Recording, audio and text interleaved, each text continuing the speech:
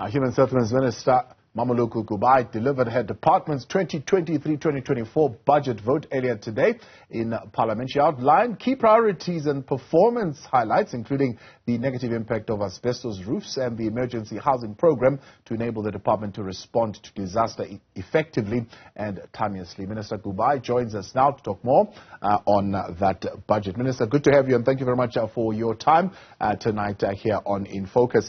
Let's begin, Minister, with a look at I suppose what dominated much of the speech, and it's the question of the upgrading of informal settlements.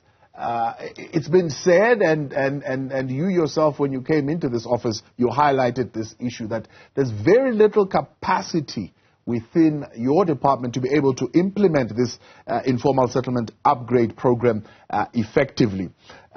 What have you achieved so far, except for what we know? Of course, you appointed the Housing Development Agency to assist you with this, but what inroads have you made? You were 2,700 informal settlements nationwide. You had set a target for 1,500. Where are you? Good evening, Thabo, and good evening to your viewers at home.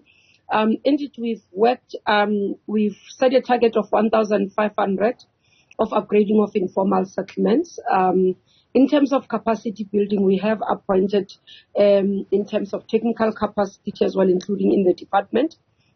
The first issue is that all the 1,000, we are now working with 1,268 informal settlements. They are at various stages. For example, you'd have informal settlements that had no basic services, whether temporary or otherwise. We've worked in terms of ensuring that they have. Even tomorrow, I'll be with 16 informal settlements in Cape Town, where we've committed to providing services as part of doing feedback and also monitoring in terms of those provision of basic services. We've made available resources to be able to do that. Again, others will find them that we've started to formalize them. Others, we've put bulk infrastructure in them, so they're in various stages in terms of upgrading across the country. Another development is our decision to work with NGOs, such as Abahlali Basemjondolo. I've had a meeting with them, which we believe that various NGOs have a role to play in our upgrading of informal settlement. Yeah. This, they assist in terms of, for example, where they assist in terms of reblocking, conversations with the communities where we need to move them, because sometimes it becomes difficult. In those conversations, they don't trust government, and therefore if you bring NGOs that work with them within communities that they trust, they tend to have that conversation easier for us to be able to work with them, because some of them will have to move because they are sitting in areas where it's not habitable to be able to do the upgrading of informal settlements. We're also having conversations and also supporting municipalities, especially metros, with capacity, so that we can be able to see the upgrading of informal settlements through the grant that we provide to metros of informal settlement upgrading grants. I've made a report yesterday. The budget vote was yesterday, not today. I made a report, for example, with Nelson Mandela Bay. You remember last year, I complained about Nelson Mandela Bay having not built houses over time, having not been able to spend their budget. We went in, sent a technical team to assist together with the war room that I announced last year. And we were able to see the change. We were able to see the progress report, and also in terms of implementation of the projects, where the metro now sits at almost 80% of implementation of their targets and their projects. Yeah. So let's go back to that. I mean, the 1,268. How would you split them up in terms of the categories where they are? So, what percentage is at the formalization full service level? What percentage is at the interim service? What percentage is at the emergency services level? And what's the backlog as far as the rapid relocation of some of those areas? Okay, we do not have the emergency services, Thabo. What I call is temporary services. So we could be able to say, in splitting them across, you'd have maybe, and it varies per municipality, but overall, when we look at them, you'd see that in metros we are doing quite well in terms of upgrading. You'd have maybe in terms of the projects that we have, for example, in Johannesburg, you'd have more informal settlements that we're working on in terms of the, the upgrading, at least at the level of where they are phase 2 and phase 3. So almost around 60% of them will be at that level. Though we still feel that the 40% that is left behind is still a lot. But when you look at metros such as in KwaZulu-Natal, because of the issue of land that we still have to acquire and the progress that we have not been able to make quite fast in terms of that, then you'll have at least around more percentage, more than 60% sitting at the initial phase because of the land acquisition and having to relocate quite a number of those informal settlements. So it differs per metro, Thabo, in where the issues are. One, around land availability. You find that even when you find land, then people don't want to move because they say it's very far. You'd have remembered that I was at the Dakota informal settlement in Echiwili, for example, where initially the conversation with the community is that they would have bought a land for them and said, can you move into those? And then the community would say, but that's 30 kilometers away from where we are staying currently. And therefore will not be able to do our peace job and our work, temporary work that sometimes we get. And therefore part of what they want is to have a land that is closer. And when you look at the land availability within the city is not there. But when you also say to them, okay, we can take old buildings and convert them, then the issue of traditional issues and cultural issues emerge to say, but I would not be able to do in things such as slaughtering if I live in an apartment area site of a building. So it's those things, hence we talk about NGOs that help us into infiltrating, into having the discussions with the communities. Issues of informal settlements are just not an easy issue. When you look at Western Cape, for example, you'd find that 70%, in even Johannesburg, you have that in Tshwane as well. 70% of the people who are in those informal settlements do not qualify for free basic housing because they're either foreign nationals or people who are working, having an income, and therefore do not qualify. And that's why the social housing packages becomes what is available, sort of rental. Like today we were in Maitland News, open in that facility, so that those who are able to rent can rent who do not qualify for free basic housing in terms of interventions. Yeah. So one of the key areas that was highlighted also, Minister, around the rural, the human settlement, upgrading process is the lack of awareness, for example, around what are the most appropriate subsidies that would certainly assist those communities. What is the degree and the level of education that's being done around that? Yeah, the first issue, Thabo, which we found, especially since I've been in this portfolio, was the lack of knowledge around what today we call first home financing, because everybody thought that what government provides, it's what we call RDPs. Now, when we talk about that as government, we provide service stands, which means that it's a land that has water, electricity, and sanitation for those who can be able to build for themselves. People get surprised.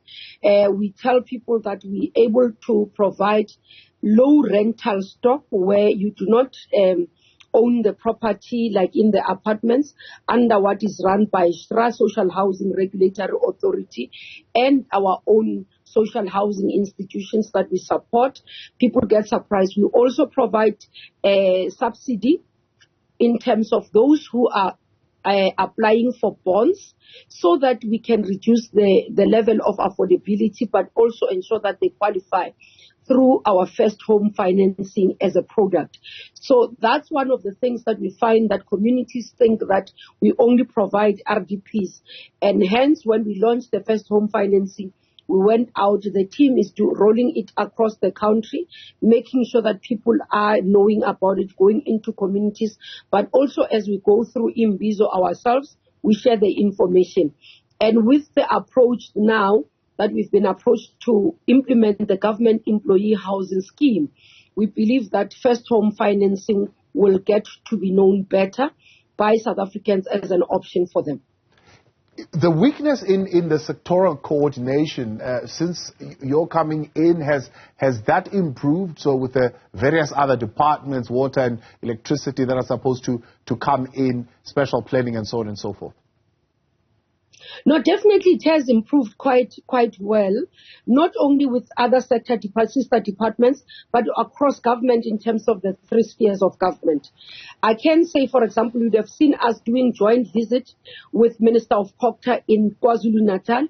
The Imbizo in Soweto was with the Deputy Minister of Kokta. So we do have, and the Deputy Minister of Human Settlements have been having joint Imbizo with other departments, for example, with environmental affairs and forestry and fishery. And now even the agreement with that department to be able to implement 1 fruit tree and 1 indigenous tree in all the RDP houses that we build, or BNT houses, which are freestanding houses that we build, shows the collaboration that we're working. But again, another issue that we have been able to respond to has been around where we provide grants to metros, and you find that there's not been previously the involvement of the MECs and the provincial government, and that previously would have led to disjointed planning approaches, where you find the province is planning going towards right, the metro is planning going towards left. And what we have started to do with the business plans, we then bring together the province and the municipality to look at each other's business plan and make an input. Today we had a MINMEC. One of the areas that we identified, for example, is the performance of the metros. And out of that, an agreement in MINMEC was that we need to bring in the Minister of Finance, we need to bring in the Minister of Kokta into our MINMEC, request them to be part of it for that day, and have a discussion how do we improve working together in terms of our performance. We had a DM of DMV, Department of Military Veterans, today with us, dealing specifically with military veterans housing. So there's quite a lot of collaboration, and that we are starting to see results in terms of improvement of participation, but not all of us are beating on each other. There's clarity of roles, but also where there is accountability is needed. So, Minister, the feedback that you were giving us on Nelson Mandela Bay, is this after the December mess up of 242 million that was unspent? No, last year, actually where we're sitting now, remember they are almost towards the end of their financial year. I can tell you now that Nelson Mandela Bay has improved in terms of performance. We might not have received 100% spending, but we anticipating to sit above 90% of spending at Nelson Mandela Bay in terms of not only financial spending, but also performance of projects. This is after we intervened. As I say, the last financial year, I had difficulties because there was no spending that much, and we had to return the money to the revenue fund. Now, we went in after that process, we intervened, and then we saw the decision, the improvement of their performance. Now, last year you presented 33 billion rands budget, which the committee was quite happy about, particularly around the question of affordable housing, and you particularly spoke about the collaboration with mining companies. How successful has that intervention been? With that, the process is ongoing. I would have loved to see the collaboration with mining sector already being implemented. We continue to see the MOUs signed. I did announce another one yesterday with a Fontaine mining company. So there's quite a lot of them who are coming on board. We also have in the diamond space that we have been approached. We'll be concluding those discussions and ensuring that there's that partnership and support. But for me, it's not only on social housing issues and affordable housing. It's not only the mining community. We're utilizing it as an example. Would want to see with various sectors coming on board, especially big corporates or even the sectors that are big, so that we are able to respond to their housing need of their low-income earners in companies. I do believe that through public-private partnership, we should be able to achieve quite a lot. Yesterday, after our budget, we had a round-table discussion around gap housing, how to improve. We had BASA being part of it, together with all the other banks, participating together with our developers and also our state-owned entities, which is NHFC, SHRA, and HDA, which were there, including PPRA that is responsible for estates, and also CISOs, which is responsible for community schemes. All of us came together in one roof and agreed that there is a need for us to fast-track the partnership, but make it meaningful so that we can respond to the challenges that are there. One of the issues even that was flagged, for example, from Banking South Africa, was the issue around those who are losing their houses, and they are saying we need to run a lot of education and also around how we can partner together in support between government and private sector to ensure that people don't lose houses. So there's quite a lot of opportunities that exist in this area as well. Through partnership, we think we'll be able to respond to the challenges of housing challenges for South Africans. Yeah, let's get to this one now. I mean, we saw some rather interesting revelations in the Zondo Commission around the Free State asbestos tender. And that alone was 255 million. Now, you've set aside a total budget of 220 million to cover business plans in the Eastern Cape, Free State, and KwaZulu-Natal. Is that enough? It's not enough, Thabo, in terms of the needs that we have. We know that we still have quite a lot of asbestos in Gauteng. We have here in Western Cape, we have in the Northern Cape. So there's still other provinces that have not budgeted for the removal of asbestos. The importance of removing the asbestos is because it's got health risks. So it's whether there's been provinces that had past difficulties does not necessarily mean that we can't be able to attend to the issue. This is one of the issues that when I came back to the portfolio, I put to the forth because it's got health consequences, health issues consequences for our citizens, and therefore there is a need for us to deal with it. But what we have taken as a decision is that we'll do it in a phased-in approach. So over time, each year we must be able to budget to say this is how much we'll spend on it, so that we do not avoid other priorities. We do not neglect other areas such as the eradication of mud houses and all that. So there's always have to be some level of budget that we provide for each area of the priority that we set. How you plugging in tracking and monitoring that it's actually going to go there? Have you done the studies, the feasibility studies, and tested what needs to be done, and that this budget certainly will cover the ground, especially in the first phase that you envisage it will cover? Look, definitely, because the amount that is allocated is on the basis of the plans that are in place and the numbers that we are working on. Remember, removal of asbestos needs to be done by a specialized team, that they have to, not everybody, not every builder can remove asbestos, and we've been encouraging provinces to comply with the health requirements, but also accountability. I can confirm, Thabo, that, for example, we planned to remove 1,500 asbestos in Limpopo, in Seshego, and that has been done. During the disasters in Kanyamazane, in Mpumalanga, we worked together with the province because we said, let's utilize this opportunity while we have, which was a bad thing, that disasters happened, but it gave us an opportunity to say, because in that area, a lot of those houses were asbestos. And then we dealt with about 2,100 houses that we removed asbestos in that area. So we do believe that when focused, when targets are set, and also with us as national monitoring that the provinces are actually delivering on this commitment, we will be able to achieve the targets. Yeah. Finally, of course, we never end a human settlements conversation without somebody would be asking us about title deeds and whether or not we are making progress there. I learned that there are a number of these title deeds, and the targets are really not the same. So there are title deeds for subsidized housing, title deeds for the rural human settlements, informal settlements rather, and the historical title deeds of people who would be occupying houses that still did not get them. And it's a huge number if you look at them and what you would need to do. You brought in the Banking Association, you brought in the Youth Employment Service as well. How is that going? Look, before we could bring some intervention, I can say honestly to South Africans, this is one area that the department was not doing very well. One is that you've got what we call pre-1994 stock in terms of title deeds. These are houses that people had 99-year lease. The former Bantustan's households that existed. And because they had their own complexity in terms of cross-border, and where they were held, you find that you do not have records of them, and it became difficult to register. So one of the things that I did, I started a ministerial intervention project utilizing Mawika as a pilot. Mawika is Mabopane, Harangua, Winterfeld.